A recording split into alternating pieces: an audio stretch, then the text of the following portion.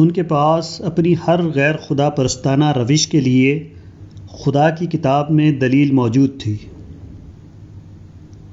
مسیح کے ظہور سے پہلے یہودی حضرت مسیح کے منتظر تھے۔ وہ دعا کرتے تھے کہ خدایا مسیح کو جلد بھیج دے، مگر جب مسیح ایک غیر یہودی خاندان میں پیدا ہوئے تو انہوں نے ان کو ماننے سے انکار کر دیا، حتیٰ کہ اپنے خیال سے آپ کو دار پر چڑھا دیا اور آپ کا نام بیل زبوب شیطان رکھا۔ ایسا کیوں ہوا؟ اس کی وجہ وہی شک تھا جو مصریوں کو حضرت یوسف کی نبوت ماننے میں رکاوٹ بنا تھا۔ حضرت مسیح اپنے دنیوی شان و شوکت لے کر ظاہر نہیں ہوئے۔ عام انسانوں کی طرح وہ بھی ایک انسان تھے۔ یہودیوں کی سمجھ میں نہ آیا کہ انہی جیسا ایک انسان وہ عظیم انسان ہو سکتا ہے جس کی پیشن گوئی ان کی مقدس کتابوں میں کی گئی تھی۔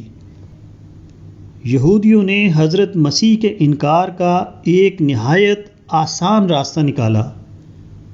ان کی کتابوں میں بعد کے دور کے لیے 2 پیغمبروں کی پیشن گوئی کی گئی تھی، ایک مسیح، دوسرے وہ نبی۔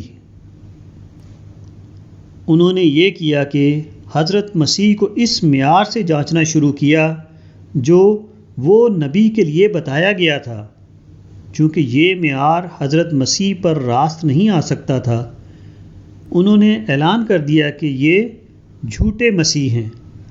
اگر وہ سچے مسیح ہوتے تو ضرور ہماری آسمانی کتابوں کی پیش گوئیاں ان پر صادق آتی۔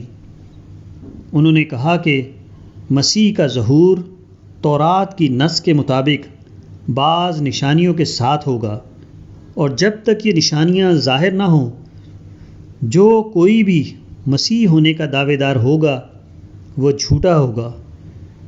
ان نشانیوں میں سے ایک یہ ہے کہ مسیح ایک غیر معروف مقام سے ظاہر ہوگا، مگر ہم سب جانتے ہیں کہ اس آدمی کا گھر ناصرہ میں ہے، اور ناصرہ فلسطین کا ایک مشہور و معروف شہر ہے۔ دوسری نشانی یہ ہے کہ وہ ایک لوہے کے عصا کے ساتھ حکومت کرے گا، یعنی وہ تلوار سے کام لے گا، مگر اس مدعی مسیح کے پاس لکڑی کا ڈنڈا تک نہیں ہے۔ تیسری شرط یا نشانی یہ ہے کہ وہ داؤد کے تخت پر بیٹھ کر داؤد کی بادشاہت کو قائم کرے گا، جبکہ اس مسیح کا حال یہ ہے کہ اس کے پاس بیٹھنے کے لیے ایک چٹائی بھی نہیں ہے۔ اسی طرح ایک شرط یہ ہے کہ وہ تورات کی شریعت کو پھر سے قائم کرے گا، مگر اس شخص نے اس شریعت کو منسوخ کر دیا۔ ایک نشانی مسیح کی یہ ہے کہ اس کے عہد میں عدل و انصاف اس قدر ترقی پائے گا کہ نیکی اور ہمدردی انسان تو انسان، حیوان میں بھی پائی جائے گی، جبکہ مسیح کے زمانے میں یہ حال ہے کہ ہر طرف ظلم اور نا انصافی کا دورہ ہے۔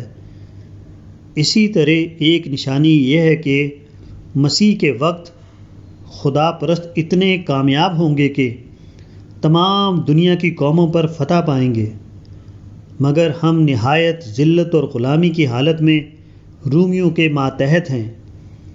پھر یہ شخص وہ مسیح کیسے ہو سکتا ہے جس کی توریت میں پیشن گوئی ہے؟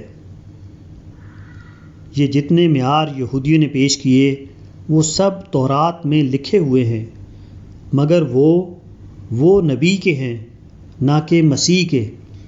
یہودیوں نے وہ نبی کے معیار کو مسیح کے انکار کے لیے استعمال کیا، مگر جب وہ نبی عرب کے ایک غیر معروف شہر میں محمد بن عبداللہ کی صورت میں پیدا ہوئے اور خدا نے آپ پر وہ تمام نشانیاں مکمل طور پر پوری کر دیں جو تورات میں لکھی ہوئی تھیں، تو انہوں نے آپ کی نبوت کا انکار کرنے کے لیے ایک اور وجہ تلاش کر لی۔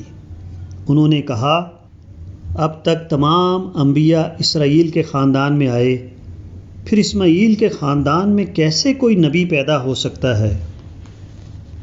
یہود نے حضرت مسیح کے انکار کے لیے یہ کیا کہ پیغمبر آخر الزماں صلی اللہ علیہ وآلہ وسلم کی علامتوں کو آپ پر چسپاں کیا، جو ظاہر ہے کہ آن جناب پر چسپاں نہیں ہو سکتی تھیں۔ اس کے بعد جب پیغمبر آخر الزماں صلی اللہ علیہ وآلہ وسلم کا ظہور ہوا تو آپ کو ان علامتوں سے جانچا جو ان کی کتاب میں حضرت مسیح کے لیے بتائی گئی تھیں۔